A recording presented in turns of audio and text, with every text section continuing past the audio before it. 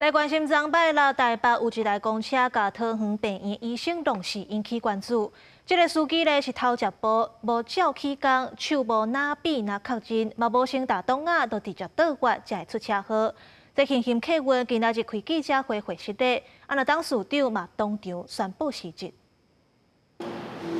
频频客运的高层，几多遍向死者的家属甲社会大众行礼会失礼，对因兜的公车19伫总统官舍边啊，弄死波托年间的名医。代志过当天，董事长亲自出面说明，涉案的驾驶伫经过人行道时阵，无照规定标志牌，也无停车才开。第一个没有超速，第二个没有这个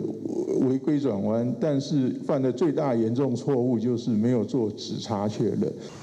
涉案的司机63岁，已经依照过失致死罪嫌侦办，经过检方核实，5万块交保。对于员工出代志，董事长也会家己请辞。公车伫咧经过路口，爱做指差确定，这项交通规定已经推迟真久啊。不过就算资深的司机，也无一定做甲真确实。指查确认是在我们台北市、双北市公车业者推行了好几年，显示我们公司的内部管理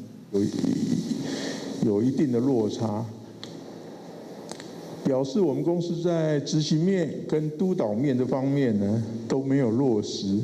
频频客运提出改善措施，包括驾驶伫咧出车之前爱加强宣导停车即开的规定，也强化教育训练做实际演练，提升一条盲区警戒，要个赶紧整设车的拢级有警加偏离系统。台北市长蒋万安指示相关局处依法追究责任，而且公布检视案发地点的交通设施。